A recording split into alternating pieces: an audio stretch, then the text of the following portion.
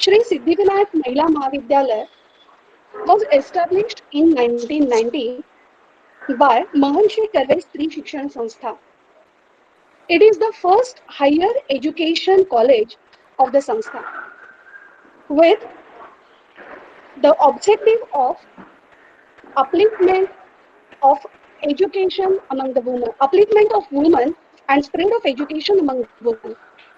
Since then, the college is committed to empowerment of women through education, which is also the main motto of our Sanstha. Now, I will hand over the session to Deshpande Madam to introduce our chairman. Deshpande Madam. Thank you, madam. A warm and safe good morning to one and all. I, Dr. Vaishali Deshpande, welcome you all in this national webinar. It gives me a great pleasure to introduce Professor N.D. Patil to you. Professor N.D. Patil is the Vice Chairman of Maharshi Karve Stri Shikshan Samstha and LNC Chairman of Shri Siddhivinayak Mahila Mahavidyalaya, Srimati Hiraben Nanavati Institute of Management and Research, Baya Karve and Sir Sasun David Hostel, and Adivasi Ashram School of Kamshit. He is also a member of other different committees of Samstha. Prior to this, he was director of Maharshi Karve Stri Shikshan Samstha. Sir is having a huge 30 years teaching experience. He is also the vice principal of Acharya Shri D.B. Dadawala Junior College, Pune. He is active member of ABVP and has shouldered many important responsibilities of ABVP and is giving direction and guidance to the youth. Sir is the core committee member of the FYGC admission cell and is the member of Maharashtra State Board of Secondary and Higher Secondary Education. He was a research person at NCERT Bhopal and has given guidance for teachers training and developments program. He is also a member of Syllabus Restructuring Committee and is co-writer of books at plus 2 level. He has done a detailed study and has deep knowledge of Sardar Sarovar project and has given many informative and guiding lectures on it. Sir has also given valuable inputs in educational projects of Ratnagiri and Nagpur campus. He has done enormous work in educational and social field, but due to time constraint, I will have to restrict myself with with great honor. We welcome you, sir, for this today's national webinar. Thank you. I request Professor Indy Patil, sir, to inaugurate this webinar by guiding us. Indy Patil, sir. Good morning, friends. Are you getting my voice?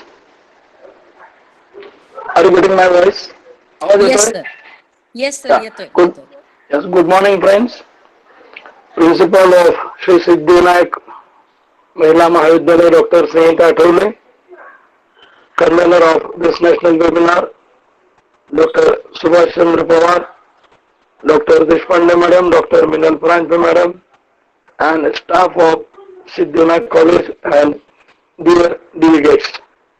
First of all, I welcome all of you on behalf of the largest educational institute, women educational institute, Maharshi Karve Stri Shikshan Sanstha, which is founded by, established by Bharat Ratna Maharshi Dondo Keshav Karve, the great visionary 125 years back. This year we are celebrating 125th year of the longest journey of Maharshi Karve Stri Shikshan Sanstha.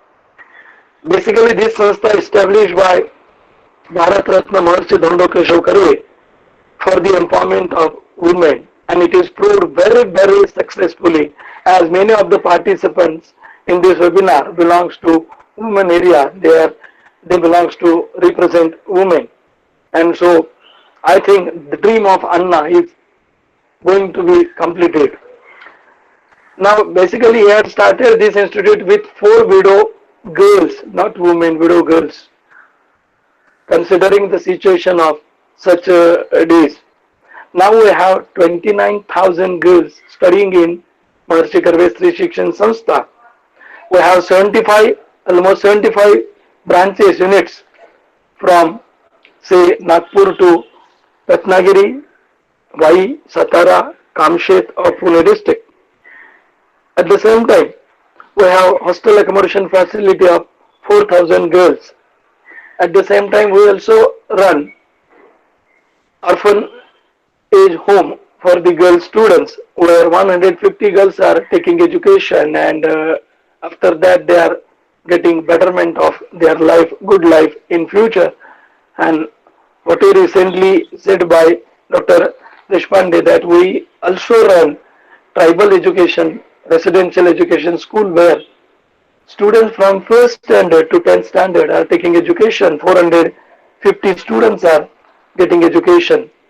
In the situation of COVID-19, as we the people in city area, Tehsil area, having facility of online education, instrument, high-tech mobile. But you can imagine about the tribal people staying in remote area of Pune district. Even 70% of parents of our tribal school they don't have mobile. So what we have done? We have sent our teachers to their places, to their residential places with activity sheets, textbooks, educational material, and our students are learning on the basis of self-learning with the help of activity sheets, which is known as Swadhyay Pustika. These are the efforts taken by a Sanstha for the betterment of the students, betterment of the tribal people staying in remote area. Now, friends, let us come to the today's national webinar on research. Basically, COVID-19 has given better opportunity for research because today we are in the phase of fourth month of already completed 4 month, fifth month of COVID-19 situation. And so this situation gives us n number of areas where we can do research. Let us begin with medical, which is not part of perhaps commerce students, but finance, economy, economic section, agriculture, labor mobilization, that is social aspect, ethical, legal areas. So, such opportunities are available in the COVID-19 situation also. Obviously, there is a adverse effect of COVID-19 on student life also. And so we have to conduct online education system for students from KG to PG. There is impact on parents also, how to provide online facility to our children. And so even auto drivers, a section segment of the society, different vendors, different service, the different type of say persons working on daily wages. These are the areas where we can conduct research. Perhaps today's webinar will give you such type of direction, basically knowledge that how to conduct research in such type of section, segment of the society. And so this seminar will expand your eyes, which shows you that research is very simple. And one thing is that this is only academic field where there is no age limit. Anyone can conduct, having some basic knowledge, anyone can conduct research in any field. And so today's seminar will teach you about this. So friends, virtually I inaugurate this national webinar on research knowledge research system. Also, I appreciate efforts of my team Siddhivinayak for arranging such type of seminar.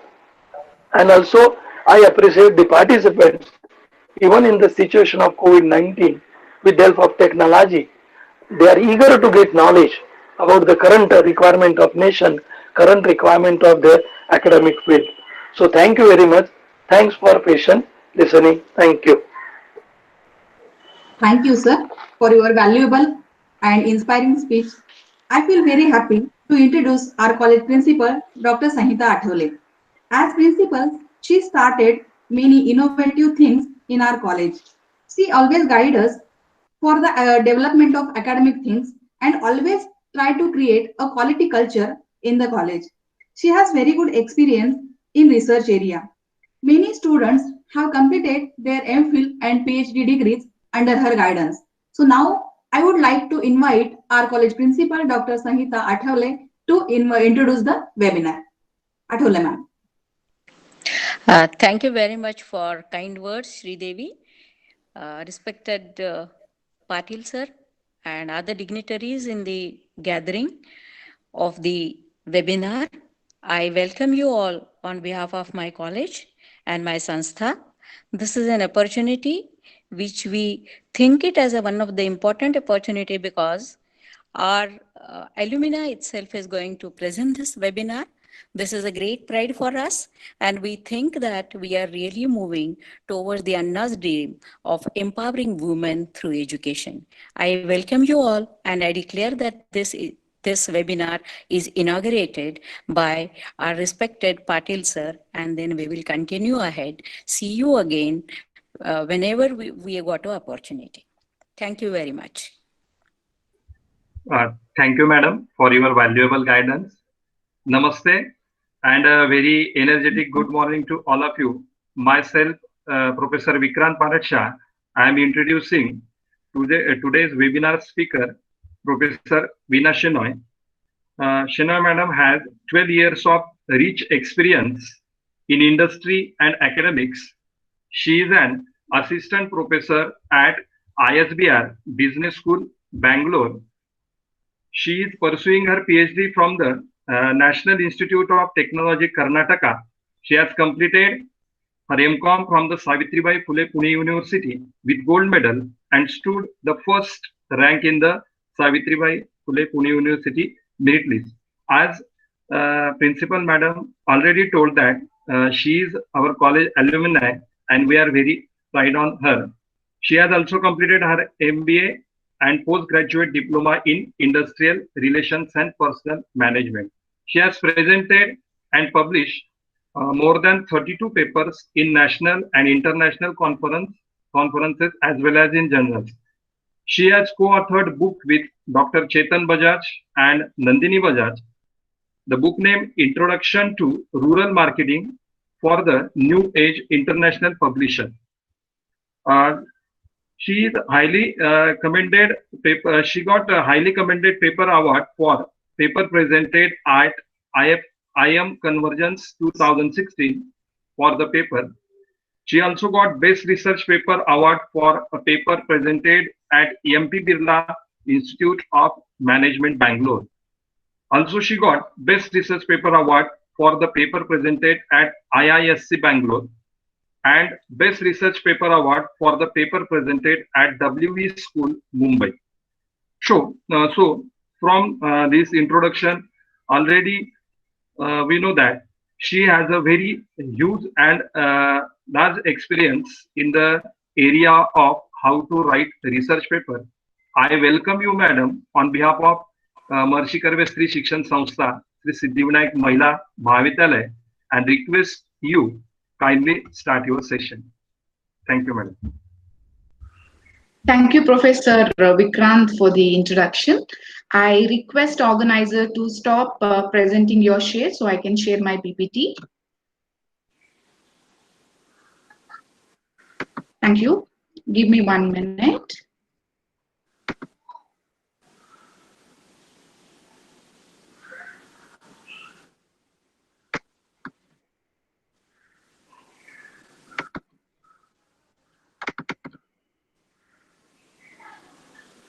I hope PPT is visible. One S or one organizer can intimate the same, then I can proceed with the session.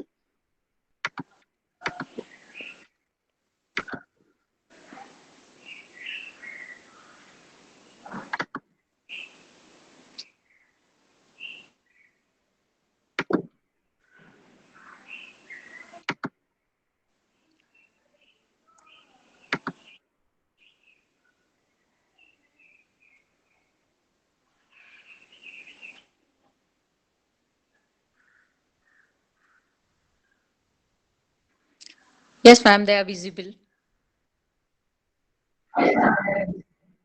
Okay.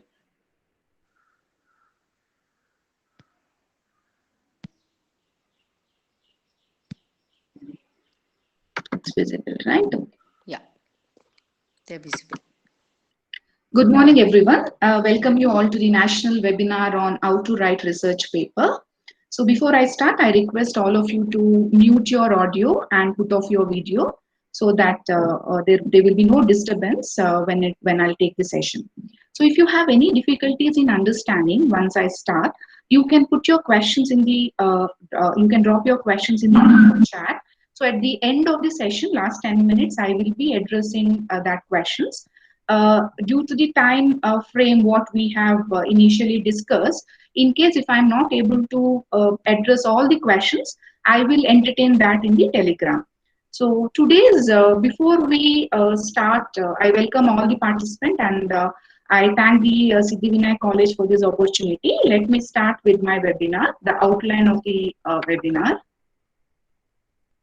Okay, today we are going to discuss, we have segmented entire outline of our webinar into 3 parts. That is introduction to research, terminologies in research, because there are various terminologies in research, understanding today's key importance, what is problem statement, how you have to look for problem statement, and when you go for selecting your topic and the title, what are the scenarios and what background you should have, then what will be the purpose of your study, what context you have to do the study, what is proposition and what is hypothesis. And when you go for publishing your article, it can be in UGC CARE, it can be in Scopus, it can be ABDC listed journals, it can be social science index journals or Web of Science.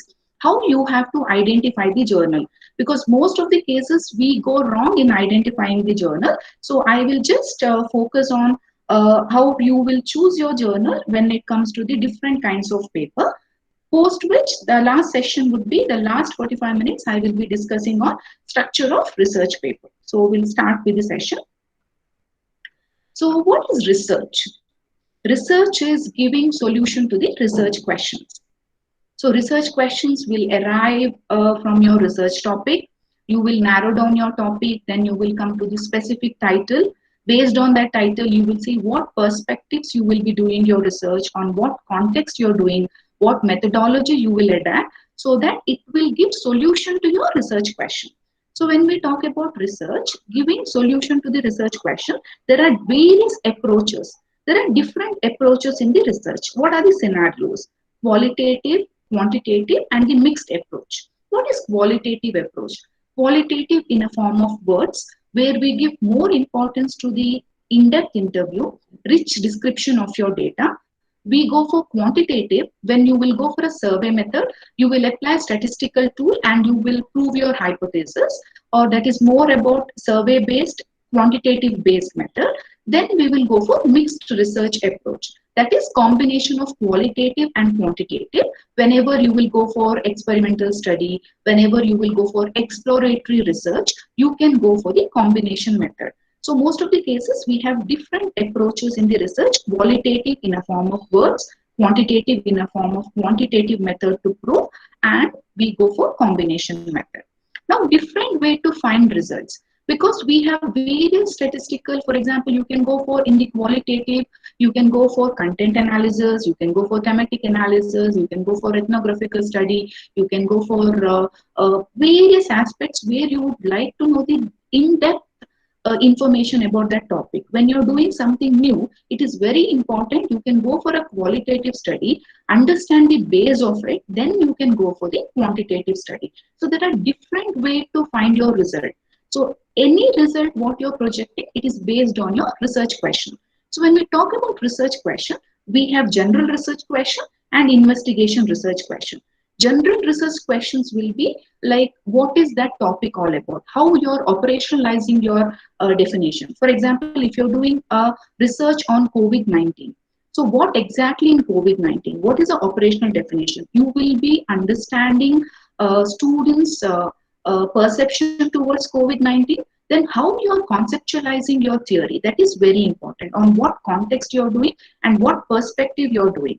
So that is all about different way of finding your result. So once you're clear with your research question and investigation question, whether you would like to investigate, for example, in the Indian scenario, we give more importance to the research objectives than research question. If you want to publish papers, or when you will understand from the global perspective, they will give much importance to the research questions than the research objectives. So research questions will be reflected in a form of research objectives. So retrievers look up existing knowledge. Retrievers lookup is nothing but your literature review. So literature review is done to understand the gap. Until or unless you are you're not having the base knowledge or the background information about your study, it is very difficult for you to look up in the future scenario. If you have any clarity about what other researchers have done, so that you can show the novelty in your study and you can prove how your study is different from them in terms of qualitative or in terms of quantitative method, then why we have to go for research? So research, creation of new knowledge, you can develop something new which has been already which has been not explored by anybody. It can be adding to the existing knowledge. Every time it is not possible, you have to invent something new. You have to go for the new knowledge. You're going for the creation of new knowledge. So what we can go for? We can go for adding to the existing knowledge. You can take a topic which has already explored. What additional add-on you can give as a form of moderator or a mediator when it comes to the variables. So adding to the existing knowledge, what is your contribution to that study? There are studies which has been already proved the relationship between two variables. So what is your contribution to that? What is uniqueness in your research that happens? You have to cultivate the habit of reading when you get into the research.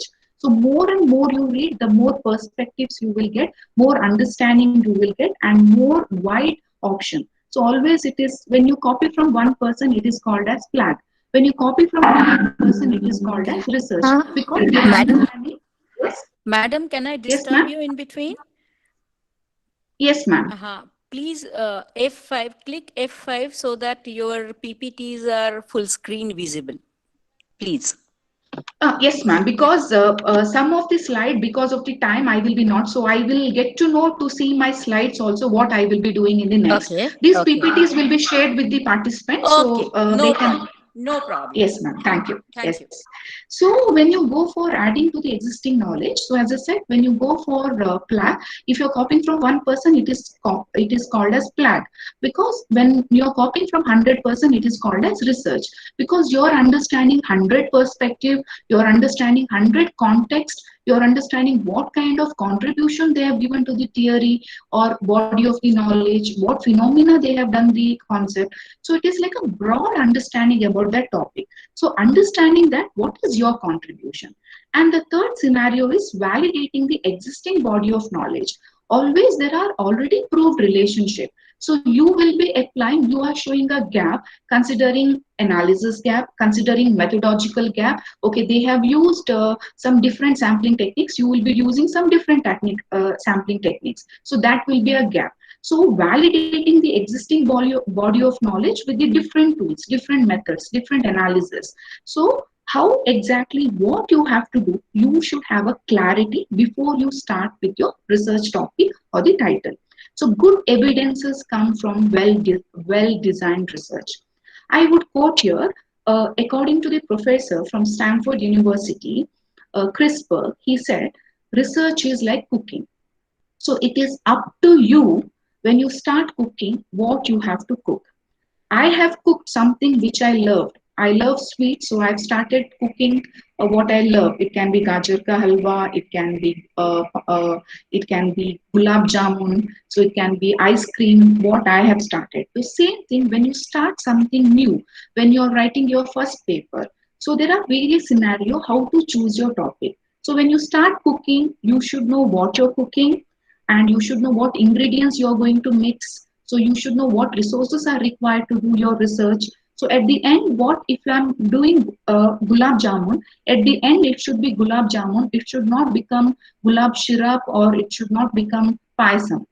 So same thing, the projection. So initially the planning, research is all about advanced planning, and research is evidence-based.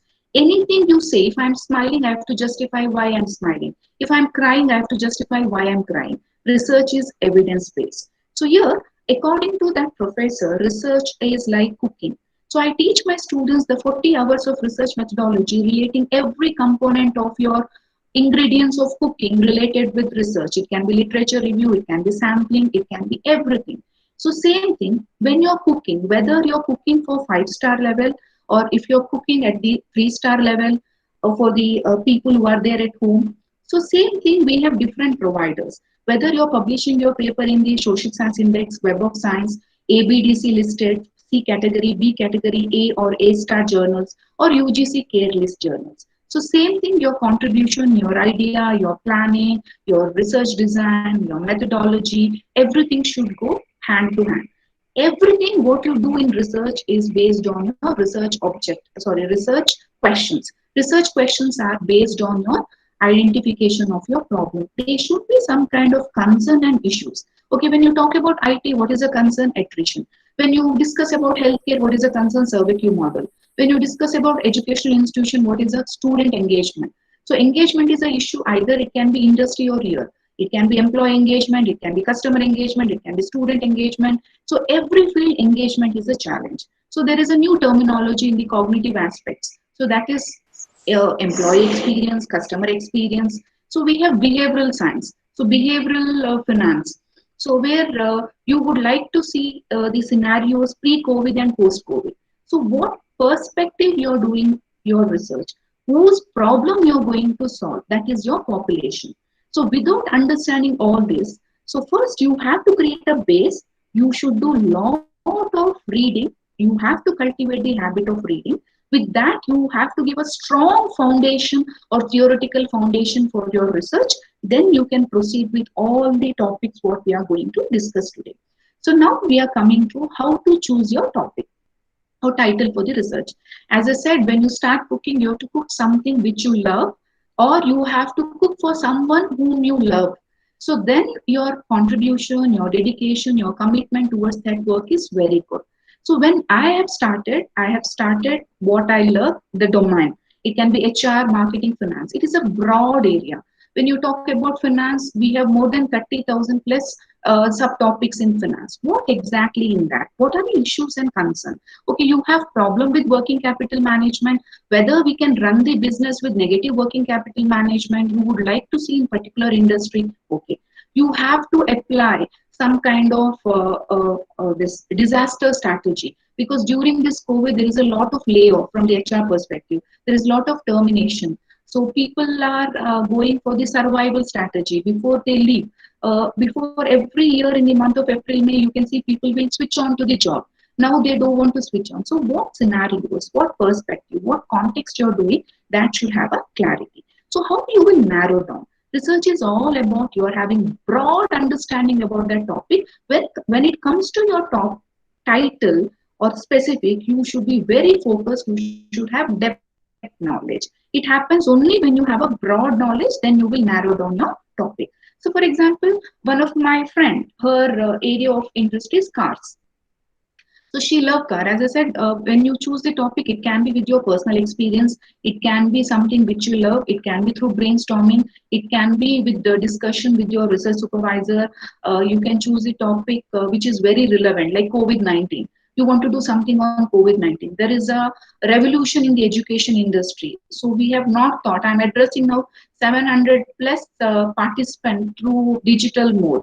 So I would like to write a paper on that. On what context? Who will be my sample? What is my population? Whose problem I am going to solve? So that clarity you should have when you proceed. So my topic is car. How I will narrow down my topic.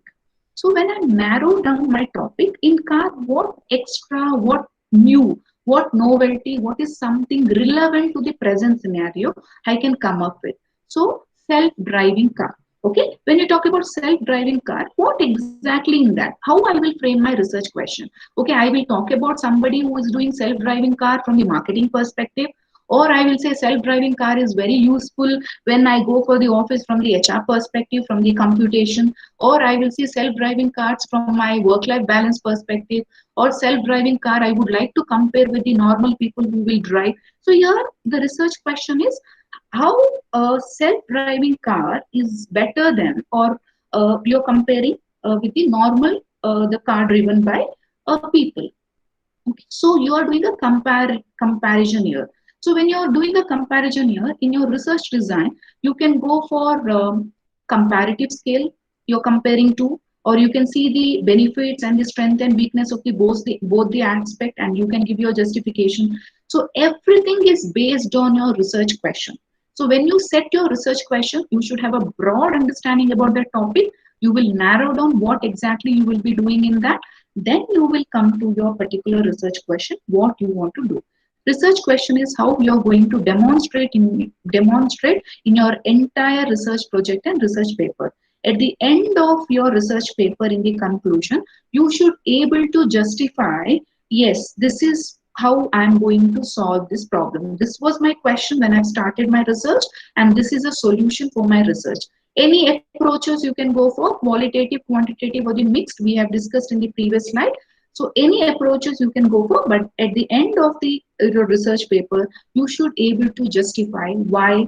Okay, if you're going for self-driving cars is better, you have to give a reason. If you're going for driven by people, that is better. Okay. If you're going for an argumental discussion, why? Everything should be justified because research is evidence-based. There is one more example for a clarity I've taken here. Choosing the topic and developing your research question. So one of my close friends, she is very much into music. So she relate music with stress. She relate music with happiness. She relate music with engagement. She relate music whenever she will get any scolding from her mother-in-law. She will sing a song so that she will calm down. So there are various scenarios. You can do research in social science. Nobody is stopping. If you love PUBG, you can write something on PUBG, how it will be. But how it will create a market and what kind of information it will give to the policy maker in terms of decision making. For example, if you're doing something on COVID-19 on the education sector, in the future, if any kind of this kind of disaster will come, being an educationalist, being a policy maker, what kind of changes or what kind of strategy I can have in advance so that I can avoid in the future. So that clarity you should have. So we are following certain process, and this is an example. So my interest area is music. So see, research is not something which is rocket science. It is your mindset and it is your interest. If you have interest towards something, start doing something what you love. So your involvement will be very high. Once you start cooking, then anything you can cook. So once you start your research, then anything, nobody will stop. When I can do, anybody can do. That is the concept what I wanted to give. I have to create a hope in the researchers that you can do wonders if you go in a proper flow. So choose your topic. Your topic is music. Narrow down your topic. Now I want to do something music relating with teenagers. Okay. So still you will narrow down understanding the time. Okay, what is the time frame? How many sample I will choose? Which place I am going to do my research? Who will be my population? So again, I will narrow down. I will think I will be doing a research on music plus teenagers. The teenagers age group between 13 to 50. Who will be, which location I will be focusing? US. Next, I will move to the next scenario before what I would like. Okay, now I know I want to do a research on music. When you take any topic, you should know whether you would like to relate input and output. Input is your independent variable, output is your dependent variable. This is X, this is your Y. Whether you would like to develop any kind of relationship, or you have to do you're just finding out what are the attributes when you listen to music, how it will create happiness. Music and happiness, that is your dependent. Music and teenagers. So here what exactly we want to do. Okay, now you got two construct here or two variables here. What exactly? What is the difference between variables and construct? Variables which are measured directly, like income. Construct is something which cannot be measured directly or observed directly. So whenever you're doing any study on social psychology, behavioral science like perception, attitude, emotions, likes and dislikes, your feelings, attitude, that all come under construct because which cannot be measured. If I'm asking you what you like, so different perspectives will come in this webinar. So I am not measuring which cannot be measured directly, that is construct. So you have to understand difference between variable and construct. So whether you are relating the construct or whether you are relating to variable, what is your input, what is your output. So music and teenage with the age group of 13 to 15, and those who are staying in United States, that will be your population now. Now still I will narrow down in that what exactly I would like to do. So how this US teenagers age group between 13 to 15 impacting their music, listening to the music and relating with their schoolwork. So when they will listen to music, how whether they can complete their schoolwork or they can do simultaneously together. So just you have some scenario or concerns or dissonance in your mind. That is your problem of statement. For that you would like to give a solution. So here you are clear with your research question. Same thing when you take any topic, it is very important from a broad area you have to narrow down, and you should be very focused and specific when you reach to your research question. Same based on your research question, you can develop your research objective. Always research objective will start with active work to understand, to know, to evaluate the impact of relationship between listening music and completing your schoolwork. So when you are having impact word, then you can think, you can apply regression model in your analysis. When you want to see the relationship, you can apply R, that is a correlation. So every step in the research, what you do, it can be your thesis, it can be your research paper, everything is related. It is a process based. So you cannot write in your abstract you have written, you are following qualitative research. In your research design, you are showing you have done a survey method. Then there is a mismatch. So people may not entertain you when you're going for a very good publication. So everything should go hand in hand. So every chapter should have linkage with other chapter. Every structure of the paper, what you write, it should have linkage with other element what we are discussing now.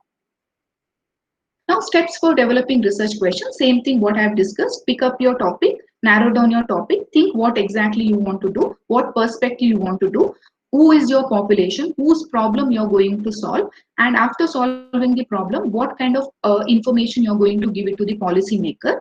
And if you want to modify your research question based on lot of understanding with your literature review, how you will focus your research question. So this process you have to do.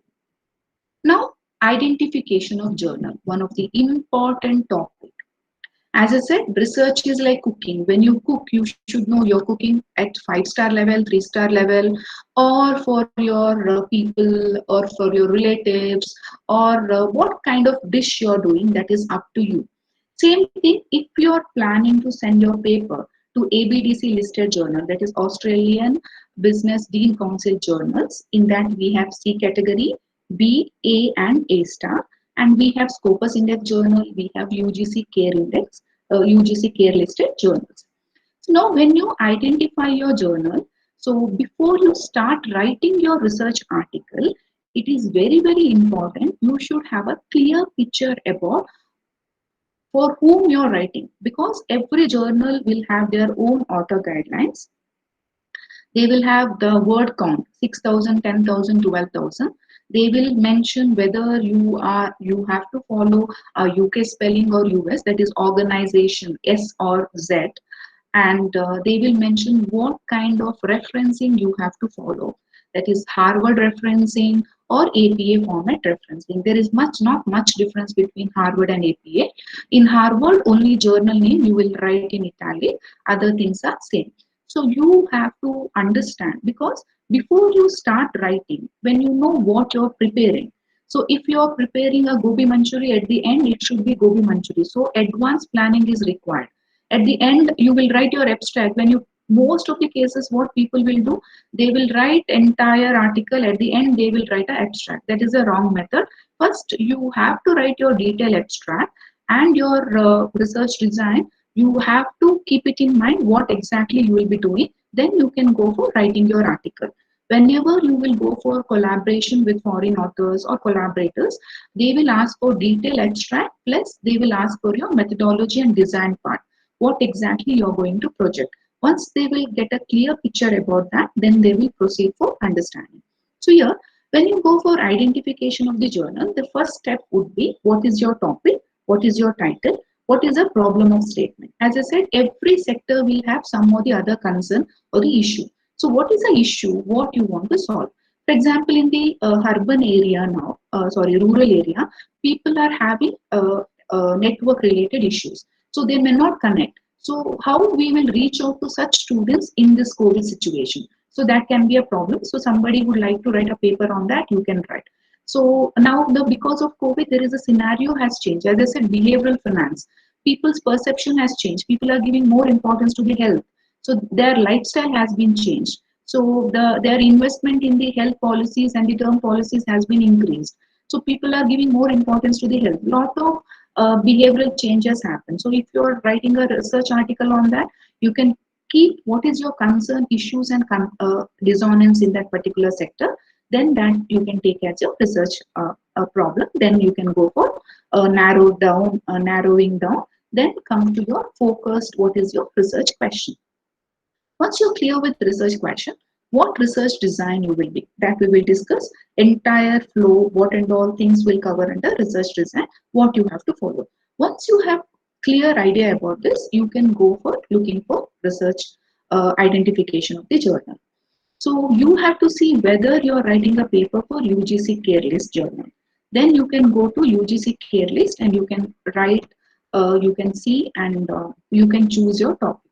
When you choose, it is very important. We have open access journals and we have subscribed journals, that is paid journals and unpaid journals. When we go for paid journals, what happens? You have to see the publisher. Who is a publisher? For example, Emerald Insight, Taylor and Francis, Whaley, InterScience, and Sage Publication, Science Direct. These are the very good, well-known publishers. So, or Elsevier, you have to publish your paper under open access under this publisher.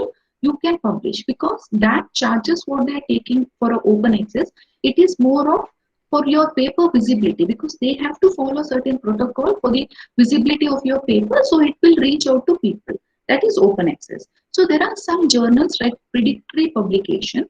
They will ask you to pay 3,000, 4,000, 5,000 rupees. Within 2 days, 3 days, they will publish your article. You should know what are this predictory publication, how you can identify this predictory publication. So I have jotted down. See, I am not blaming anyone because being a researcher, being a faculty, we know the difficulties of the faculties. You will have a pressure for your employment. Okay, you have to find a job. So you have to show 2 to 3 papers in UGC or in Scopus, or you have a pressure that you are completing your PhD. The criteria to Scopus indexed publication should happen. Or you have a scenario where NAC visit is there, NBA visit is there. Before that, you have to show that 50 articles published in this year. So with this lot, what people will think, okay, we will pay and we will publish. So when you publish, you should know certain aspects. You have to keep it in mind how you have to look for the journals. That is, when you talk about predictory, you will pay immediately. They will publish. They will not have ISS number. What is International Standard Serial Number? They will not have DOI, that is Digital Object Indicator. Digital Object Indicator is a unique number given to your paper or the research article. So most of the paper, even in the UGC, which has DOI, you can go for publication in that. And the scope of the journal is very wide. If you are going for any of the renowned publishers whom I have just given, like Emerald Insight, Taylor and Francis, Whaley, Springer, or anything, so what they will do, their scope of the journal is very specific. If you want to do something on corporate strategy, they will have a particular journal which will be focusing on corporate strategy. If your topic is on corporate strategy, so if you are sending your article to that particular journal, make sure you download some current paper which has been published. For example, you are sending your paper now, make sure this month issue, okay, it can be quarterly issue, half yearly issue, once in a year, you have to see. So download some base paper of that particular journal, see the standard, how it is. This I'm not telling for predictory journals. When you go for a good publisher, usually you should understand the scope of the journal. Otherwise, within 48 hours, when you send it to a good journal, they will reject your paper because at front they will reject your paper because it is not matching the scope of the journal. So this predictory journals will have a wide scope. They will entertain, okay, in social science, they entertain healthcare paper also. In healthcare, they will entertain IT related paper. So it is a mixed masala. So it is not focused because they have a wide scope. Anything we entertain, we will make a special issue. In special issue, 400 papers should be there and 3,000 rupees will charge. So you know what priority they have here. So next one, no clarity about article processing fees. When you go for a predictory publication, they will not mention. So then they will send, okay, your immediately today you will send, your paper has been accepted, pay the 3,000, 4,000, in the next 3 days it will be published. So these and all things you have to see. Again, when you're going for UGC Care Index journals, or we have a subscribed journals where you are not paying anything, it will take a peer review, it will take a process, but for that also you can send your paper. Exactly, it is everything depending upon you what you want to do. You should have a clarity. You should have your priority. UGC, Scopus, ABDC, how long it will take. So if you go for a Springer, they will give a clear range. So if you go to a Springer, you have journal suggester. So you can write your title of the paper. You can paste your extract. Once you paste, you can go for the find journal suggester. So it will suggest what are the journals where you can communicate your paper. So when you see that, and they will in that journal, in the Springer, that is the advantage, they will write a range. It will take for review process, it will take 12 weeks. After that, it will go to the second review. Then this is a process. So you have to wait for 8 to 12 months for your paper. So there are scenarios. So they will give a time frame. So you will understand this long it will take. So if you have some pressure from your management, if you have a lot of scenarios for the employment, for your promotion, you need publication, then you can see how you will. It is up to you what is your priority, what you want to do. So then you will have that is more clarity about it. That is on journal suggester from the Springer. When you go for Elsevier, we have journal finder. You write your topic, you write your means topic, you have to paste. You can Google it and you can see journal finder from Elsevier. So you will write your title. After that, you will paste your abstract. Then you will go for search journal. Then all the relating to your topic, relating to your title, relating to your abstract, what are the different journals, understanding the scope of your study. So where you can communicate your paper. So you will get a clear picture where you can communicate. You can see in that whether it is half yearly, whether it is ABDC A category. So your paper is of, I'll tell you, if you are tapping UGC, Scopus, ABDC, what are the novelty or what contribution they will look in your paper. That is what we will discuss. Before that, always you have to see, when you talk about predictory publication, we will have poor online presence. They will not have a very great online presence. You can understand. Journal is not well indexed. See, when you are sending, I am not having any objection sending your paper in the UGC care list. Again, it is up to your choice. So when you send, see whether it is indexed in Google Scholar, whether it is indexed in EBSCO or JGate or ProQuest. So at least if it is indexed in Google Scholar, you can go for it. So journal, you have to always, when you communicate, you have to see indexing of that journal. Then you have to see officials of the journals are using normal Gmail account. They are not having any G Suite. So Gmail ID they are using. So you will understand there is some problem you have to identify. This is for predictory publication. As I said, when you go for identification of the journal, in the Elsevier, you can go for journal finder. In the Springer, you will have journal suggester. You can Google it and you can see. And you can give your title and your abstract, then you can find the relevant. In that, you see, based on your skill set, what you have planned, where it will suit, that you are the best person to decide and choose where it will fit in. Based on your entire dish, what level you have made your dish, then you can choose whom you will serve. Okay. So next now, very important, good research paper. Now we are coming to the structure. Before that, this aspects you have to keep it in mind. Good research paper should cover all these elements.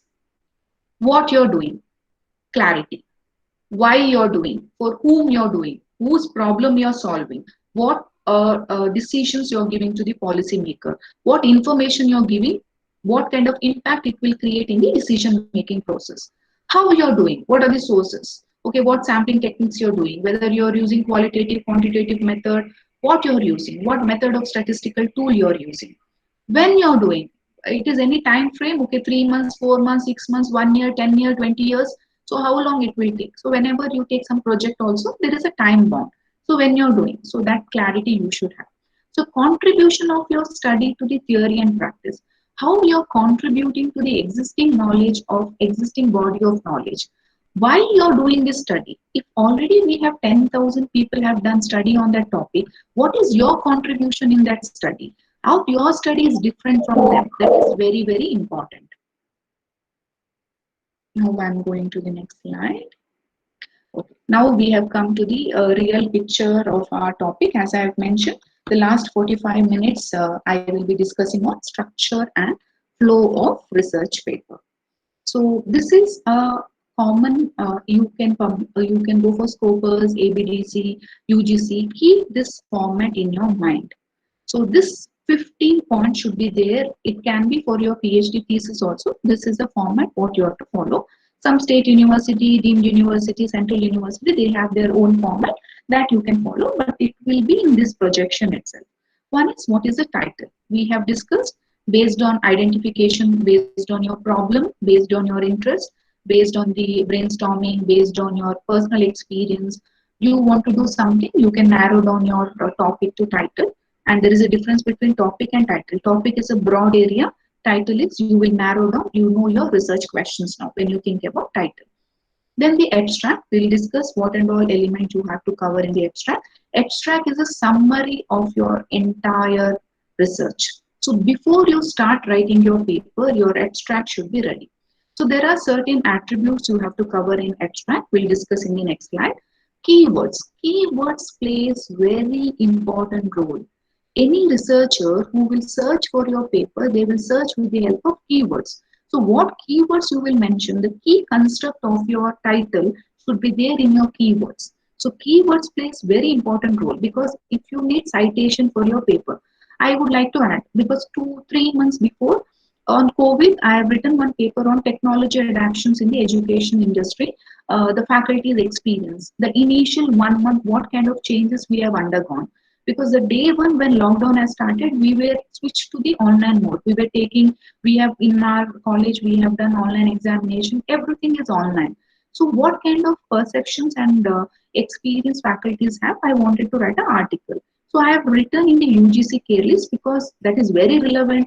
I knew it has to come to the market very soon because Scopus all, it might take some time. So I wanted. So within 2 months, we got 5 citations for that paper and we have 11,000 reads in the research gate. So you see the relevancy of your topic. What is a novelty? COVID-19. So if I would have given a title only technology adaptation, people would have not entertained that, or they would have not read that paper. So COVID-19, there are scenarios, people will do a paper on COVID-19. They will search for the keywords COVID-19. So if I will put COVID-19 as my keyword, people who are doing research in that 100%, they will download my paper and they will read. So within 2.5 months, we got 5 citations. We are expecting more because that is relevant. How it is creating the kind of attention, relevance, significance, or actionability. How it is actionable, reachable, all that will have impact in your title and your keywords. Introduction, we will discuss what are the introduction. See, I have attended one conference, so where we had editor from the Academy of Management. She had given one concept that I would like to share with my participant here.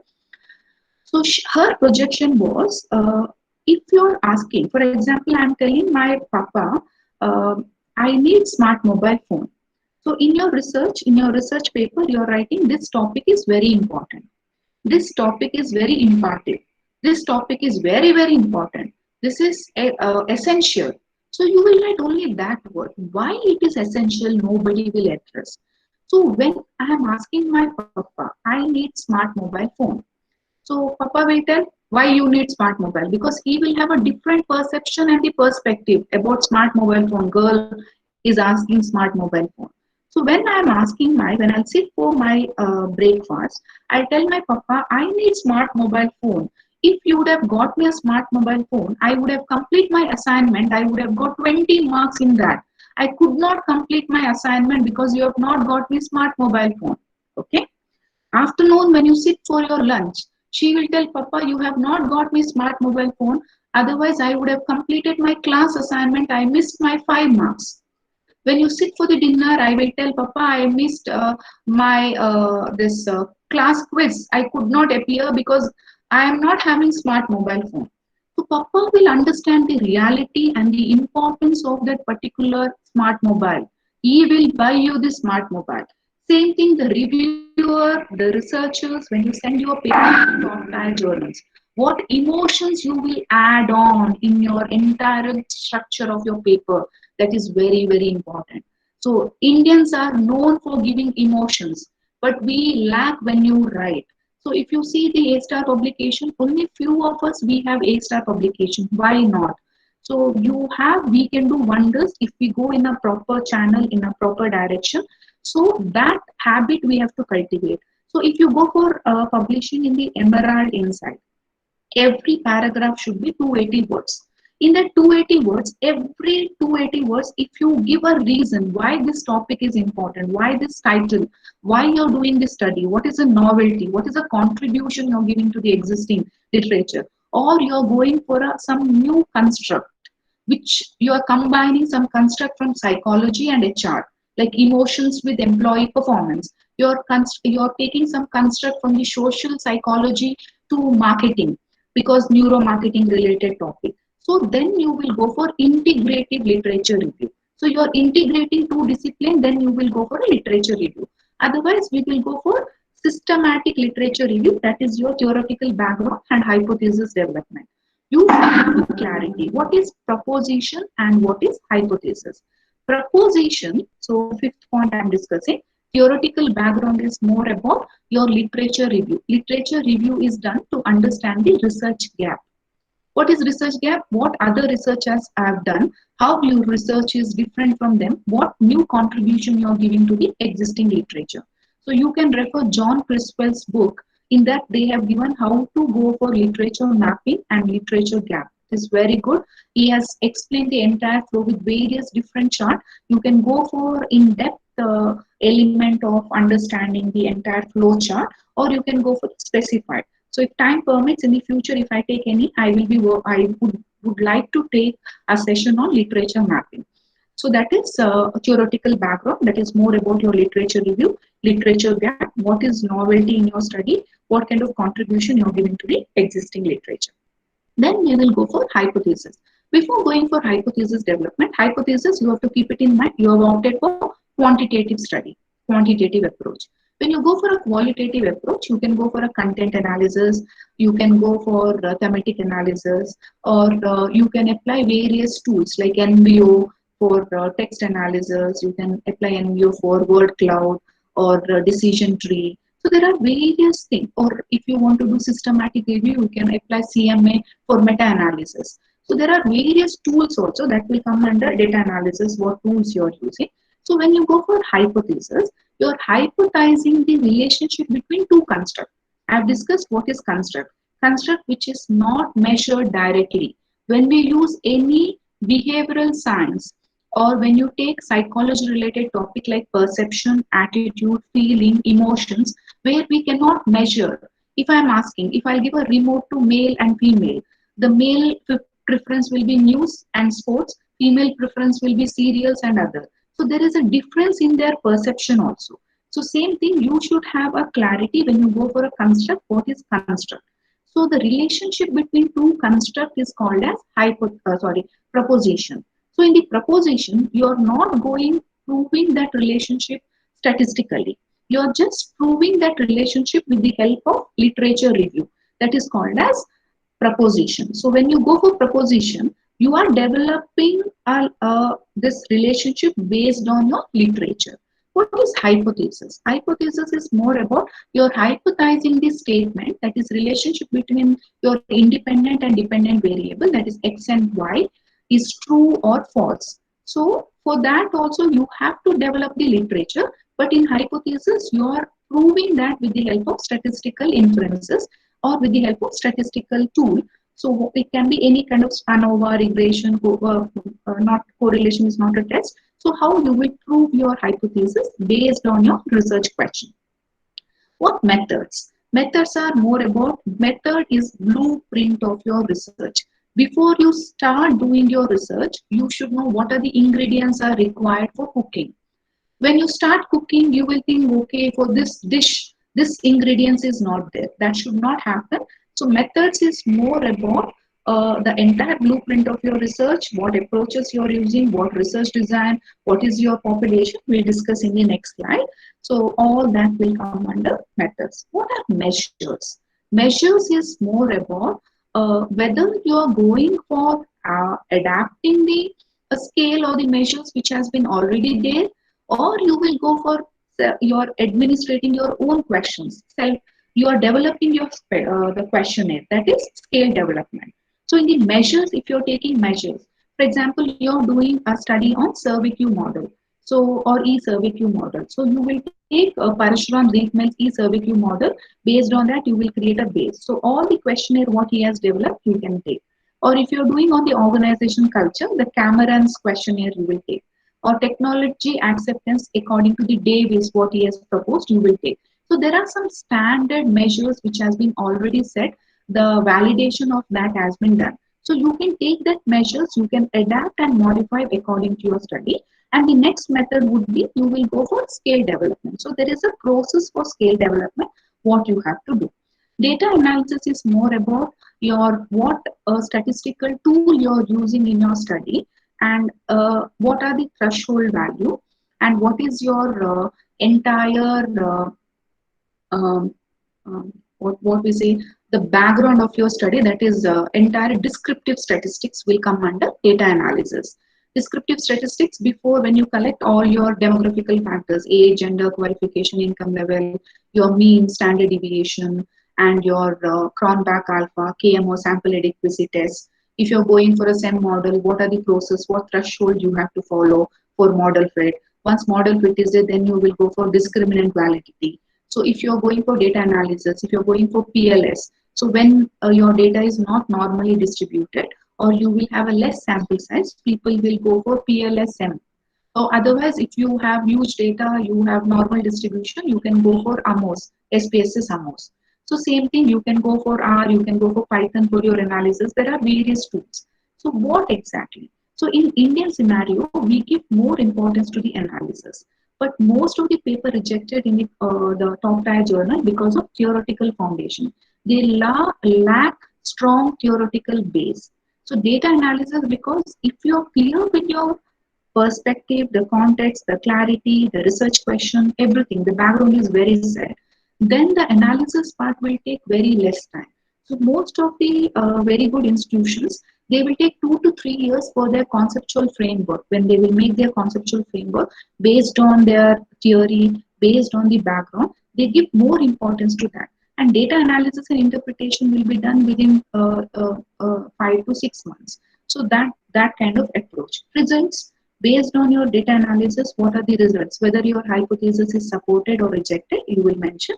Then you will write a discussion. Discussion, if it is supported, your hypothesis is supported, why it is supported. If it is not supported, why it is not supported. So then we will move to practical implication. Practical implication is more about your empirical, what you are projected in your conceptual framework, when you are empirically proved that, what kind of contribution it has given. So what kind of information you are giving to the managerial decision or to the policy maker. So when we talk about implication, there are various kinds of implication: empirical implication, methodological implication, theoretical implication, conceptual implication. And you can refer John Summers' paper. In that, he has given there are 17 different kinds of contribution. If I can, I'll share post my session in the Telegram. So there are limitation and the scope of research. Limitation. What is your scope? If you're doing a sector, if you're doing your study in IT sector, that is your scope of your study. If I'm doing a study, a flexible working arrangement, a dark side of flexible working arrangement, then my study is confined to only a dark side of flexible working arrangement. I will be not focusing on the positive side of flexible working arrangement. So my study is designed, my reach is only negative working capital. So that will be my limitation. It can be methodological limitation, various your mediator, moderator, analysis, gap, what I've used, that can act, or demographics, what I've used, that can be my limitation. The same limitation will act as a gap for future researcher to pursue their future research. In the conclusion, you should able to write answer to your research question, because when in the introduction you will write your research questions, right? So you should able to justify your research question at the end, and the core key findings and the managerial implication should be written in the conclusion. References, as I've mentioned, you can go for APA format and Harvard. Most of the journals will go for Harvard format and some will go for APA format. There is not much difference. As I said, in the Harvard format, journal title in your references will come under italic, and other aspects are same. Appendix, some of the journals they will ask for your questionnaire, some of the tables which you cannot present in your entire article.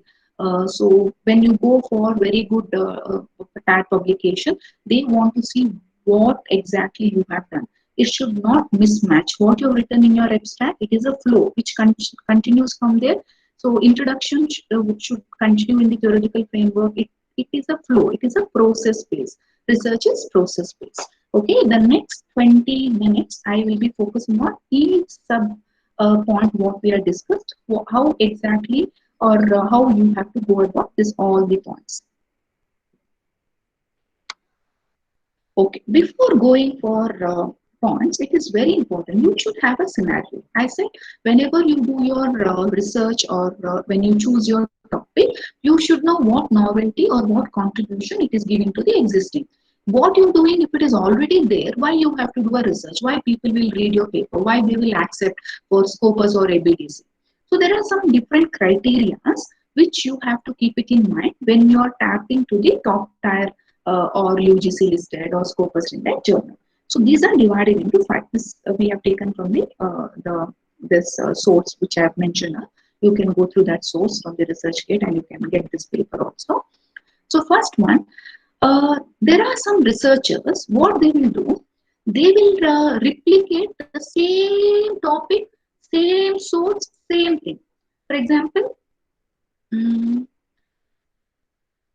motivation is leading to employee engagement. There are people, you will go to some publisher, you will download some paper and you will see, okay, you will see some paper which is shown the relationship between motivation and employee engagement. Or you will say, you will see some paper where they have done a understanding about service quality measurement on behavioral intention.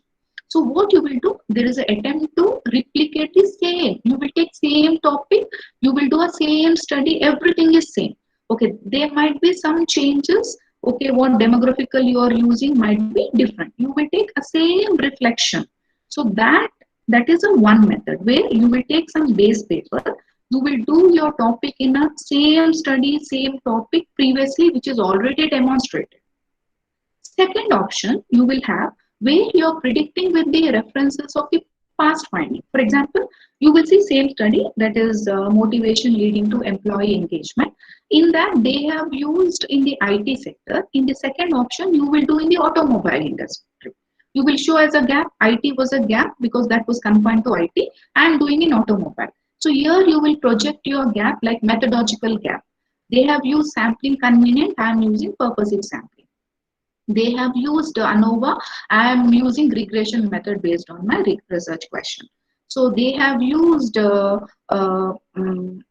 kind of the tool or the process. They have gone for the qualitative and the quantitative. We will be focusing only on the survey method. So what kind of how? It is like only a small change in terms of demographics. Demographics, the people whom they have collected data might be different. It will be different demographics. Only that slight difference you have in your study. First one is entirely reflecting. You are copying same what is it. You are taking that same paper, same thing you are writing. First one, you are taking a paper from 2018 published. In 2020 you're publishing, you will add on 1, 2, 3 new literature to that of the present articles. Second one, you are making a slight change. You're changing a demographics. You're changing the analysis. You're changing the methodology, then you're showing that as a gap. Third option, building a new theory. So here in the third option, slight, you are making one new moderator or mediator. What is a moderator and mediator? I'll discuss in the next slide. That is conceptual framework. You're introducing one new moderator. Moderator is another independent variable which is not observed directly. So in order to give either to strengthen or weaken your independent and dependent variable relationship, we will go for moderator. What is a mediator? So mediator is something which will mediate the relationship between independent and dependent. Whenever you take moderator and mediator, it is not like word something you are taking. It is based on your theory, based on your literature. Lots of reading. You have to cultivate the habit of reading. You have taken a moderator, but in some studies it has shown as a mediator. Then how you are justifying why it is moderator? Everything you have to give a reason. You should have strong evidence to prove why it is moderator, why it is mediator, how it is influencing. Because if already relations has been proved in the previous literature, what is your contribution? What is your novelty? So building a new theory, third one would be you're adding one moderator, you're adding one mediator. The fourth one examines the previously unexplored relationship. There is something anew. For example, now I said COVID-19. So nobody has written COVID-19 paper pre-COVID-19 because they have not dreamt about that. So people will write, it is unexplored. So anything when you write on COVID-19, it will be considered as exploring something new. So in this 3 to 4 months, you can see there are various lots of paper, but still that area is understudied. There is a paucity of research where you can focus and you can see which and all area is not tapped, which and all concepts has been not covered. So there might be some concept which has been already covered. You can take some of the methodological gap. You can see the different context. You can see the different perspective. Then you can do your research. So examines which has not already explored, which is understudied. So you are exploring that new study. That is the fourth aspect. The fifth one would be introducing a new construct. As I said, you can combine two disciplines. Psychology, you can relate with marketing. Psychology, you can relate with HR. And psychology, you can relate with behavioral science because a lot of behavioral changes happening due to COVID. So you're introducing a new construct and you're conceptualizing the definition you're giving. For example, one person is doing a research on motivation. He is focusing on monetary motivation. Another person is focusing on non-monetary motivation. Third person will be focusing on a motivation topic. In that is conceptualization of motivation is leadership. The fourth person will be focusing on interpersonal relationship. That is important. Fifth person will be focusing on work autonomy. When you have a freedom, that is motivation. So every researcher has given their conceptualization. So when you're conceptualizing, when you're doing an interrelation, or when you're integrating two literatures, how you're conceptualizing, how you will contribute to the existing theory. So in the fifth option, that is when you're introducing a new construct, and that time you're giving high contribution to the theory. So if you are planning to write a paper for ABDC B and A category, you have to tap the last option, that is introduction to new construct. So if the first two, you can tap UGC listed journals, UGC care first two, replicate you can, because when you're starting, you can take a base paper and you can start. But if you're going for a Scopus, you can building a new theory, that is a third option. And fourth and fifth option, you can see for C category. Fourth option, you can look for C category or Scopus. And the fifth one, if you're tapping A and A star, there should be something new.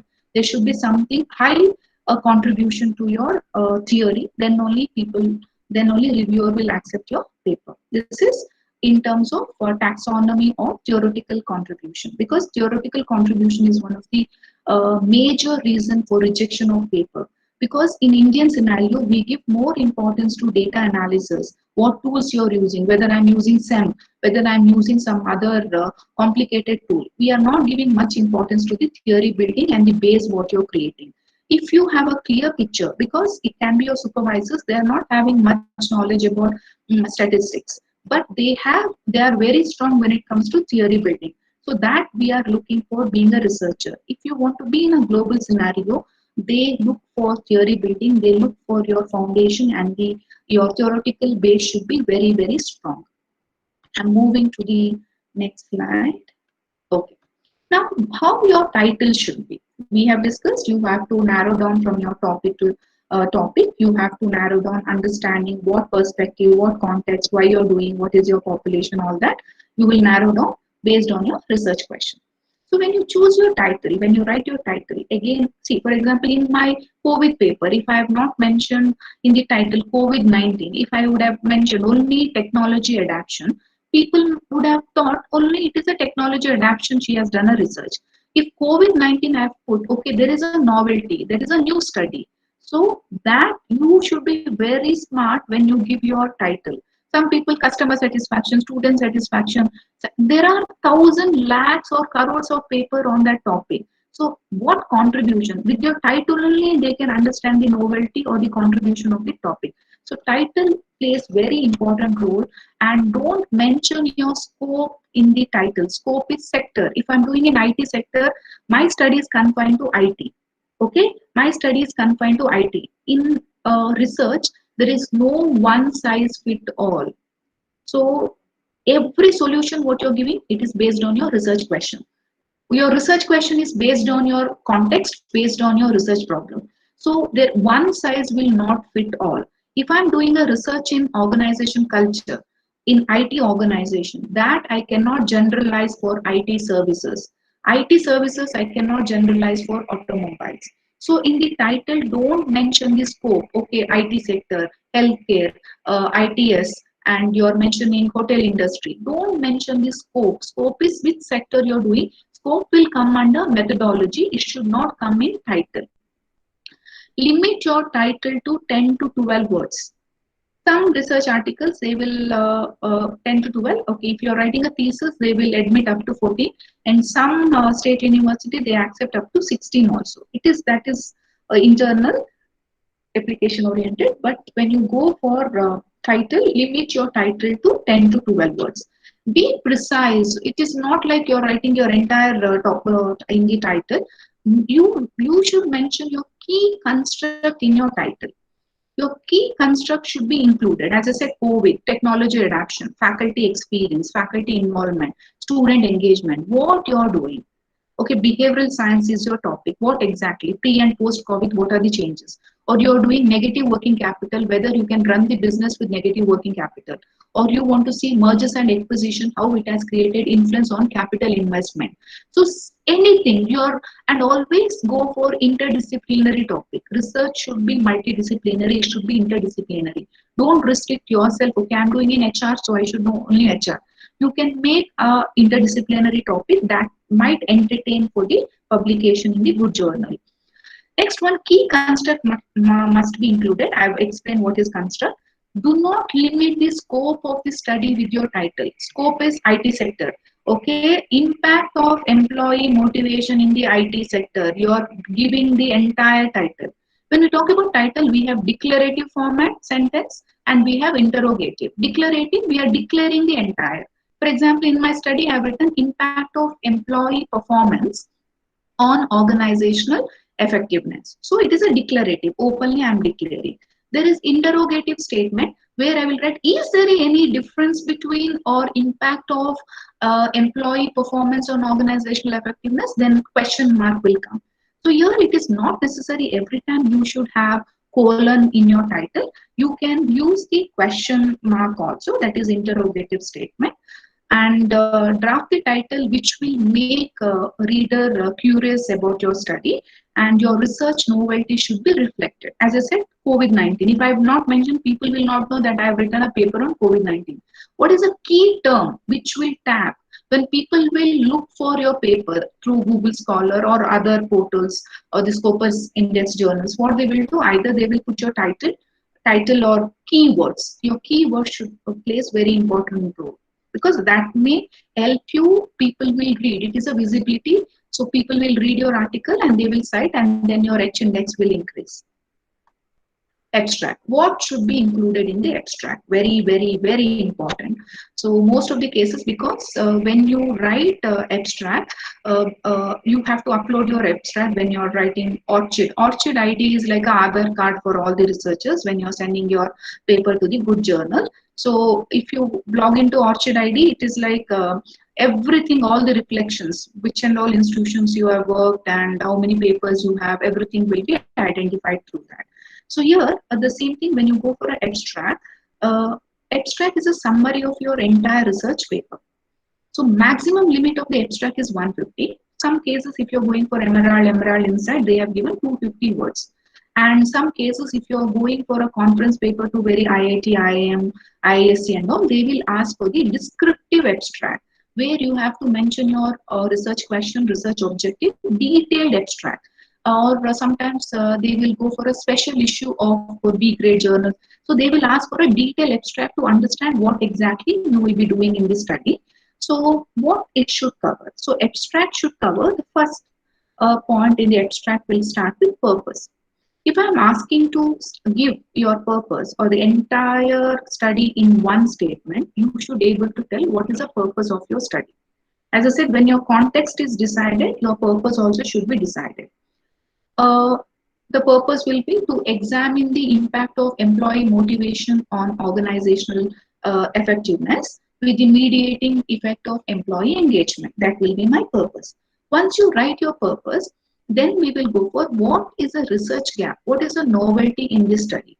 You can write, I will be using Virum's theory to give a theoretical base, and that has been reflected. That is a contribution what I am giving to this theory.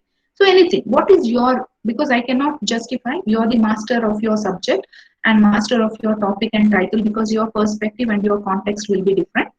So you are the best person to tell how it is a novelty, what contribution it is giving. So after purpose, you will write at least 2 lines about your contribution or your research gap, or what kind of novelty your research carries.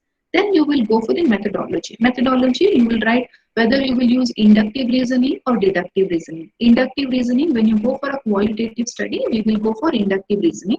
When you go for a quantitative study, we will go for deductive reasoning. Or what method of sample you have taken, what is your sampling size, and what is your sampling techniques, how you have collected your data, and entire what kind of data analysis you will be doing, why you have opted for it. Because research is evidence-based. Anything you write, you have to write why. Okay, if you are saying my sample size is 500, why? Because according to the Nully principle, last week I have taken one webinar where I have discussed various research design and sampling techniques. Some of them are attending today's webinar also. You can understand better today. So when we go for, there are some sampling theorem and sampling principle. So when you want to go for normal distribution of your data, you should have more number of sample. So if you are going for increasing accuracy of your sample, you need large number of sample. And always it is justified whenever you go for a sample, pick randomly, otherwise it might lead to biasness and that might reflect it as a sampling error. So all these terminologies we have discussed, and what sample size. There are some principles like Nully principle. What is your questionnaire? If you have 50 questionnaire, 10 times of your questionnaire. That is only when you're taking a measures. Okay, measures means if you're adapting the scale, then you're modifying. In your adaptation scale, you have 25 questions, 10 times of that. That will be 250 should be your sample size. When you go for the KMO, or you can go for sample adequacy test, through that you can decide on your sample size. So everything, what method you're opting, you have to justify. You can go for probability sampling, non-probability sampling, you have to justify why. That is not methodology part. So it is like brief. Inductive reasoning is enacted. This is the sample set. This is the techniques what we have used. And we have gone for the mixed approach where you have gone for qualitative and quantitative study. Quick, in 2 lines. Then you will write the findings. Most of the cases, people, the research scholar will say why we have to write findings first only. When your context is clear, this is what, based on your purpose, this is your proving statistically. So you know what is your finding. What is your contribution? You are seeing the mediating effect of engagement between the independent and dependent variable. What exactly? What will be your finding of the study? In case finding is not supporting at the end, you can change the figures here in your abstract. So managerial implication, every time when you do a research, at the end we are giving solution to that research question, and it will reflect in how it will create an impact to the policy makers in decision making. As I said, when you're doing a paper on COVID-19, how from the faculty's perspective, how the educationalist, how the policy maker, the management take a call in the future. So difficulties faced by the faculty in this technology adoption. So what decision? So whom you're giving management? For marketers you're giving, okay, in your context, or you're giving for the vendors or distribution strategy based on your research question, for whose problem you're solving, that is your population, and for whom you're giving a decision so that the flow will, the functioning, the growth strategy, the policy will happen, and they can look for various tactics and strategies for the upcoming future endeavors. Social implication, if your study has certain social implication, you're working on poverty, or you're working on social endeavors, or customer this social responsibility topic, then you might have some social implication also in your topic that you can write as a what is a social implication. Then implication for the future research and practices, you will write in one line. What is the scope? You will write here, that is your limitation. Or demographics, you have tapped only sample size of this, that can be your limitation. The future researchers can take this. Or you can write the methodology, what you've adapted, or the conceptualization, what you've adapted in your study can act as a gap. So future researchers can explore that and take that as their research gap. So keywords, as I said, it is very important what you write in your keywords. People will search based on the keywords. So if it will reflect here and your paper will get more visibility.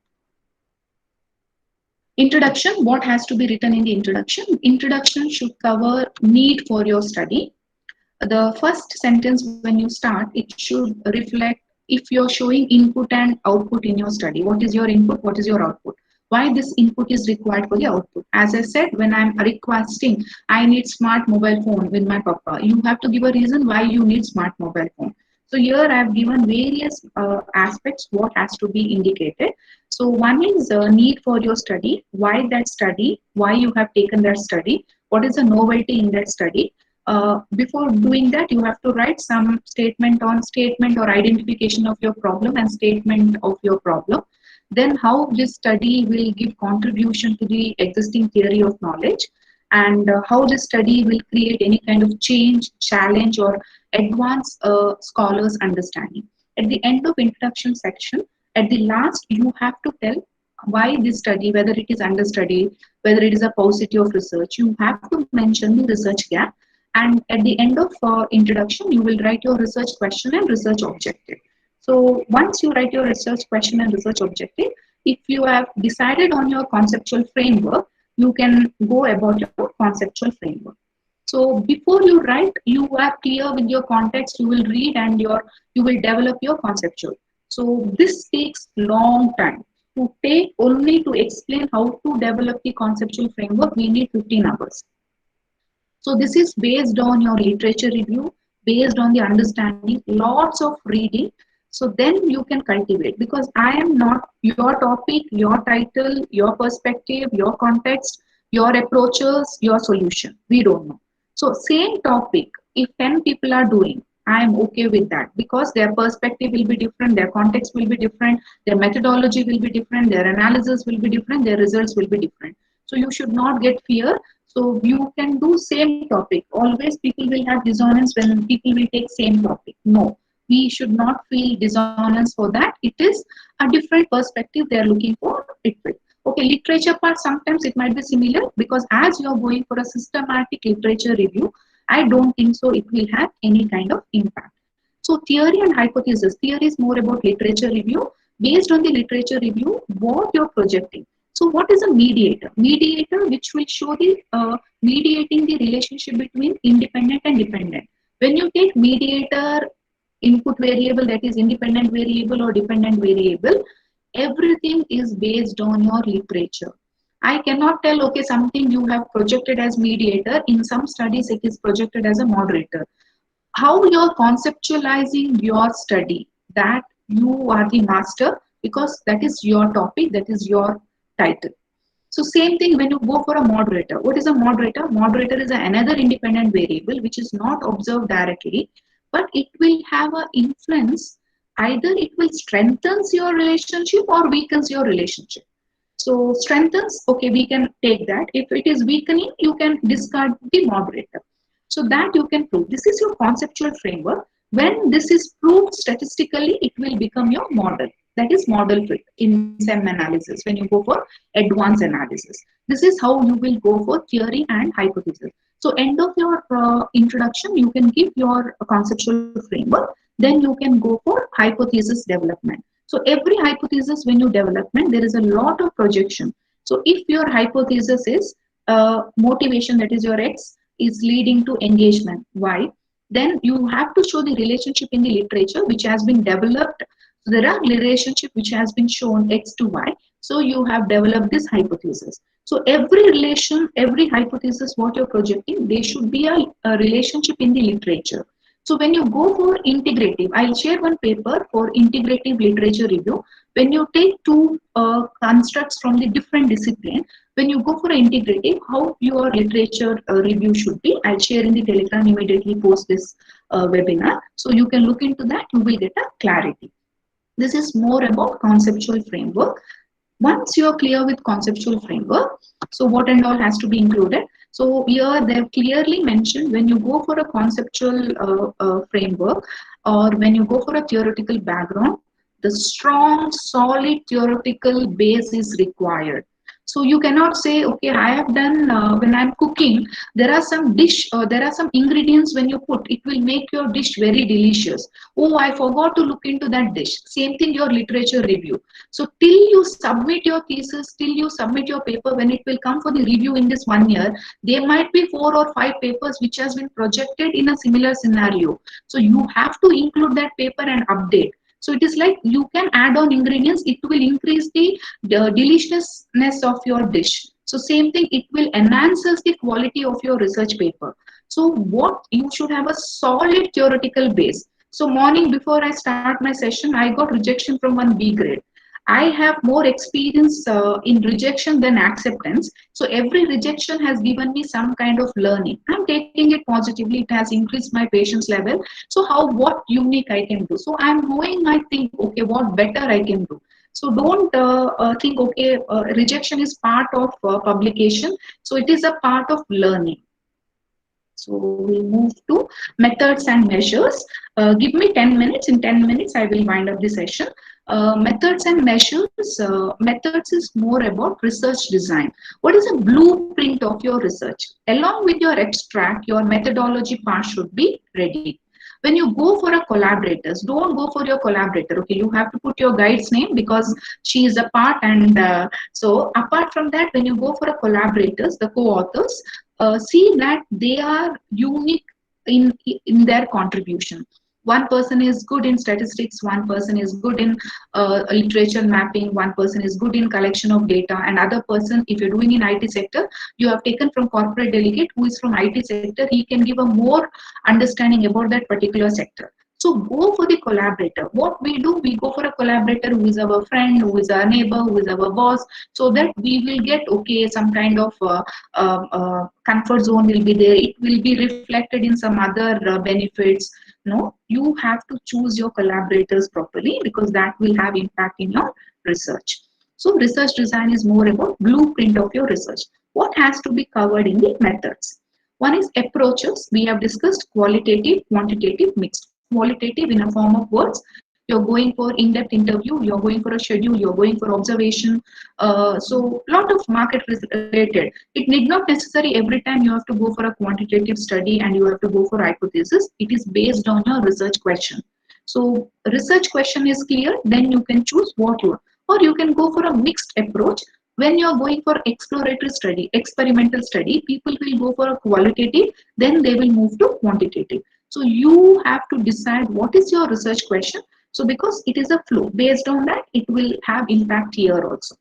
Data collection method. We will have primary data collection and secondary. Secondary, it is your literature review. It is a background information. It will clear standing on the shoulders of the game. Where if you want to see the further, it is very important.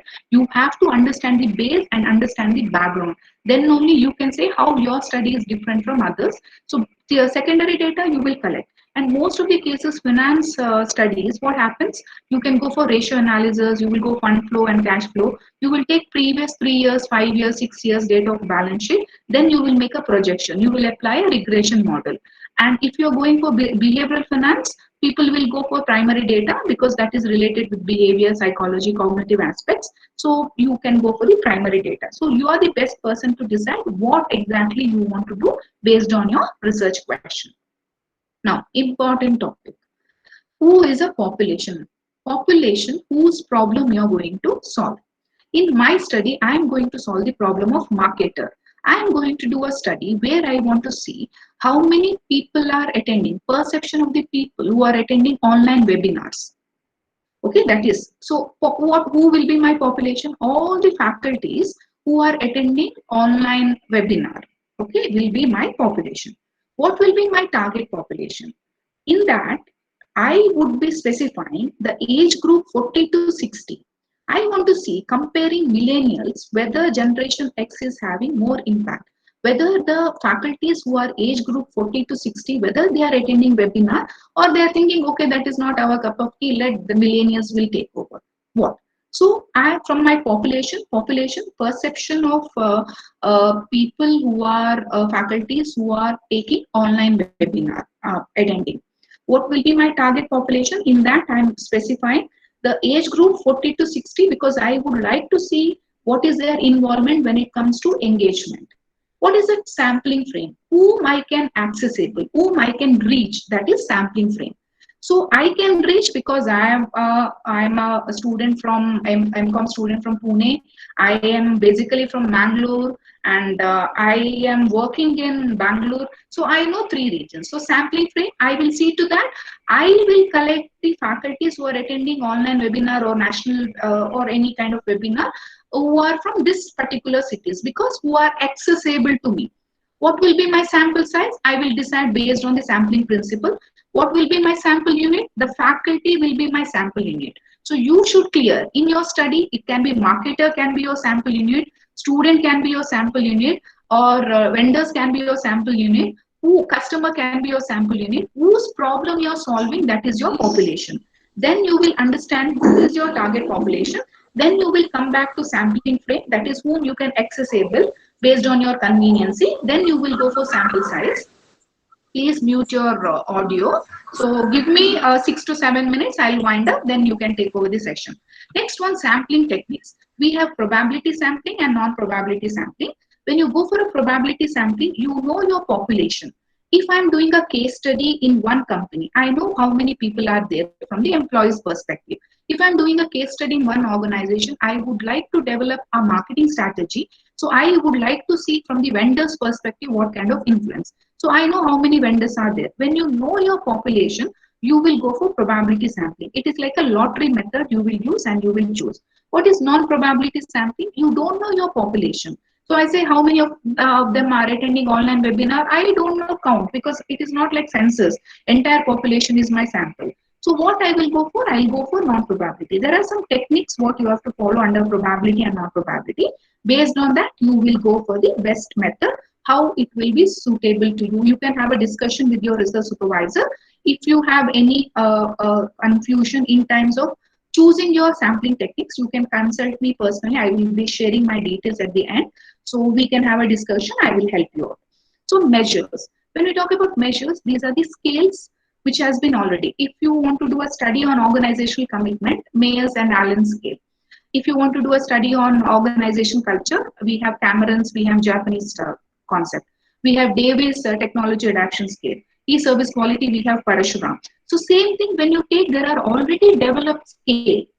So you can take that as a base and you can adapt based on the conceptualization what you have done in your initial theory, based on your research question. So now you can adapt that measures and you can modify according to your study. That is your questionnaire measures. Next one, if you are not having any measures, you're going for something new, you're exploring a new construct, then you can go for scale development. Again, there is a process for scale development. You have to go for EFA, then once you get the EFA, then the process you will follow, the model fit, discriminant validity, convergent validity. First, before you set the question, you will go for face validity, content validity. There is a process. We can have discussion on that. You can contact me personally. So that is scale development process implemented. So you have to decide whether you will go for measurement scale or whether you will go for scale development process. Now, data analysis, results and discussion. Data analysis is more about what tools you have used, statistical tools you have used to analyze the data. As I have informed, tools are not important. Your theoretical base are important. Any tool you can take, it will give you a result. After giving a result, the p-value you will get. If you're not able to give a projection or better discussion on that, why it is accepted or rejected, because tools will give you whether your hypothesis is supported or not supported. But you are the person, based on the theory, what you have learned, based on your literature, you have to give a projection. That is a logic you have to apply. That is how creative you are in terms of writing your discussion. So data analysis is tools. You can go for ANOVA, you can go for regression, you can go for multi-level regression, you can go for SEM model, structural equation modeling, you can go for PLS, you can go for qualitative study. There are various tools. Quantitative, there are tools. In the qualitative study, we will not go for proving the hypothesis. If you have a structured questionnaire, then that structured questionnaire can be converted into factor. Then we can go for hypothesis development. Otherwise, in a qualitative research, we will not go for developing the hypothesis. Qualitative is done to more about exploratory, learning new attributes, to understand the factors, to understand the indicator, to understand the attribute, because that is an unexplored area. What are the results? Results is more about whether hypothesis is accepted, that is supported or not. If it is supported, you have to give a reason why it is supported. If it is not supported, why it is not supported, again based on the theory. Next one, discussion based on hypothesis. Why it is supported, why it is not supported, with reason, that will come under discussion. Now, implication, very, very important. As I said, you can refer John O. Summers' article for various contributions. If I can, I will share in the Telegram. There are various kinds of contribution. So most of the cases, you will write practical contribution or empirical contribution and theoretical contribution in your study. But you should know there are different types of contribution you can make a part of your theoretical contribution. Empirical contribution, you are testing your theoretical linkage, what you have developed in the conceptual framework, whether that is proving or not. Once it will prove or support it, then that will act as a model. It can be a moderator, it can be with the mediator. You have introduced moderator or mediator in the previous study, so that you are adding to the existing knowledge as a moderator or mediator, you can prove. Next one, managerial implication. What kind of implication it will have in terms of decision making? As I said, what kind of information you're giving, so it will reflect in, they can act as a tactics or the strategies for the future for your population. Population can be marketer, employees, employer. See, when you talk about HR, employees and employer. When you talk about marketing, marketer and the consumers. When you talk about the finance, so same thing, every field you will have, there are different participants whose problem you're solving and what message you're giving, how it is reflected in the decision making. So that managerial implication, how it will enhance the decision making process in terms of your study. So if you're saying, okay, immediately they will not change their HR policies. If I'm saying, okay, flexible working arrangement is very important or it has to be implemented. So they will not immediately change their HR policy, but it will be implemented in the future when they will go for making some changes or add on, or it can be considered. Okay, theoretical contribution. What is your contribution to the theory? So in theoretical contribution, we can have a separate session where how there are various theories. For example, in my study, I'm including 3 theories. So theory support in your conceptual framework, how when you're going for any new study, because research हवा में नहीं होता, उसको evidence चाहिए. So when you are giving the evidence, how you can give? When you're going and developing a new construct, theory will act as a support. Theories. What theory will support your study? That you have to see. That is your contribution to the existing knowledge. Then conceptual contribution is more about what concepts you have developed, the construct, the definition. As I said, in my study, the conceptualization of motivation is monetary motivation. In Mr. X study, conceptualization of motivation is non-monetary motivation. In your study, what is a conceptualization? That is your contribution. So in that contribution, if you are applying the regression model, what is the R square? Okay, if it is 0.72, okay, what are the other areas you have to focus? That will act as a research gap. The future researchers will take that as a research gap and they can pursue with their research. So methodological gap. Okay, previous they have used the different sampling method. You can go for a mixed sampling with combination of probability and non-probability. That is an advanced level. So it is based on your study, again based on your research question. You can have discussion with your research supervisor also when you go for a combination method. That is what is happening in the industry. So many people are going for the combination method. Now, limitation and scope for future research. So you're considering the scope of your study. As I said, IT sector. You cannot generalize IT result to entire population result. So scope can be your limitation. Your studies perspectives can be your limitation. The context, that is a methodology, your entire base can be your limitation because you're specifying only that segment. And demographic can be your limitation. The sample can be your limitation.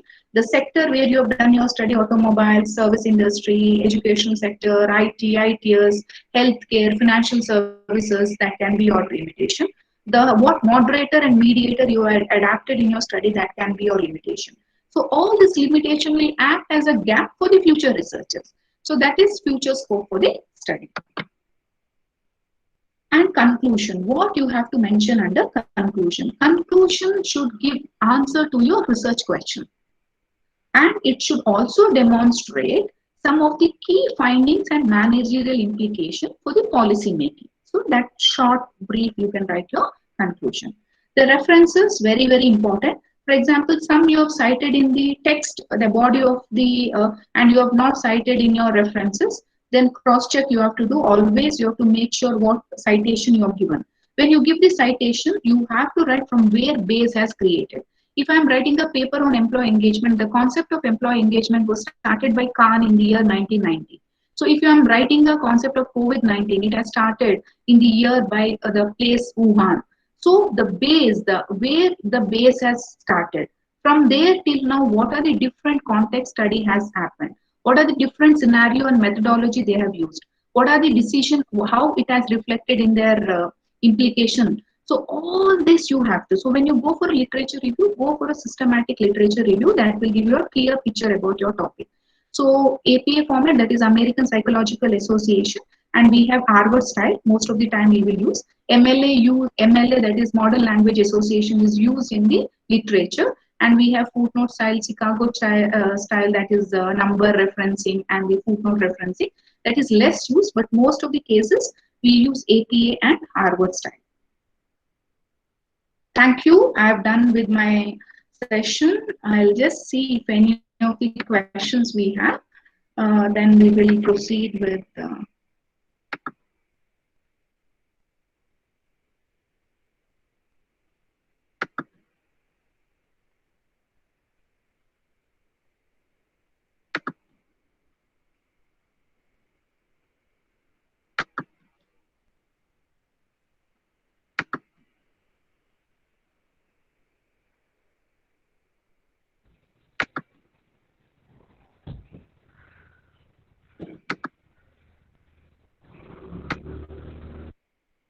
Veena madam.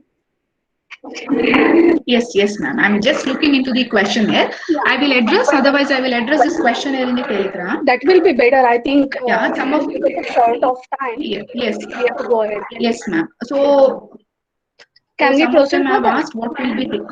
Yes, ma'am. You can. Yeah. Thank you, Veena ma'am. I'll stop sharing the screen 1 minute. Yes.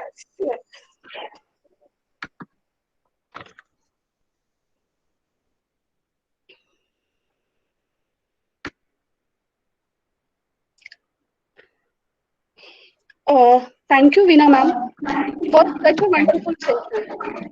This session is really a knowledge booster for all of us. Madam, your command over the subject is really amazing. Thank you for such a nice recipe of research. Thank you, ma'am. Thank you. I would like to thank the Siddhivinayak College principal and Pawar sir and Meenan Paransme madam for this opportunity. It was great being alumni of Siddhivinayak and giving a session. So I am also feeling proud. It is a proud moment for me. Thank you, ma'am. Thank you for the opportunity. Thank you. Now I request Dr. Subhash Pawar sir, HOD and Vice Principal of Department of Commerce, to give his expert comment. Pawar sir. Good afternoon. I, Dr. Subhash Pawar, Vice Principal Sri Siddhivinayak, Mahila Mahavidyalaya. Research is both a teaching device and testing device. It contributes knowledge in the field of study. It is a tool for building knowledge and for facilitating learning. Presenting what you have learned from research is equally important as performing the research. Research results can be present in a variety of ways, but one of the most popular and effective presentation forms is the research paper. Effective research paper writing is very important, and effective research paper can communicate the purpose and findings of the research in a better way. Research paper is a source of information for the other researchers. It is an important part of academic and professional toolkit. Today, we had a very valuable and informative sessions on research paper writing by Veena Shenoy Madam. Madam has very well explained the structure of research paper as per the UGC guidelines. She has shared the useful steps, resources, and process for writing a strong research paper.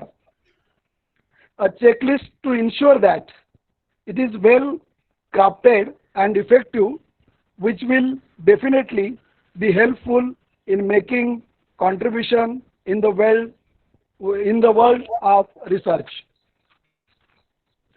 This fruitful session would not have been possible without the gracious support, constant motivation, and guidance of Vice Chairman of Maharishi Karve Shikshan Sanstha and CDC Chairman of Sri Siddhivinayak Mahila Mahavidyalaya, Honorable N.D. Patil sir, and Dr. Sanhita Athwale, Principal of Sri Siddhivinayak Mahila Mahavidyalaya, our source of inspiration and guiding force behind the today's national webinar, and also team Siddhivinayak Mahila Mahavidyalaya.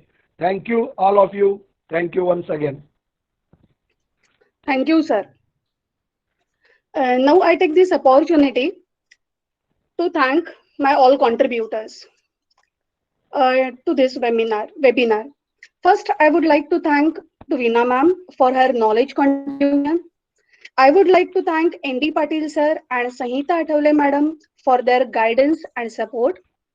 I also thank to all team members of Department of Commerce and other faculty members for their valuable support. I would like to thank Milind Sutar sir for his technical support.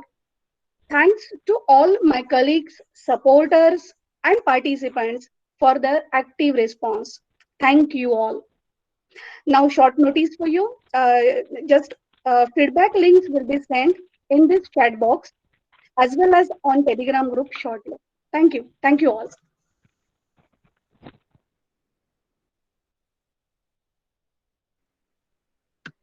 Thank you, ma'am.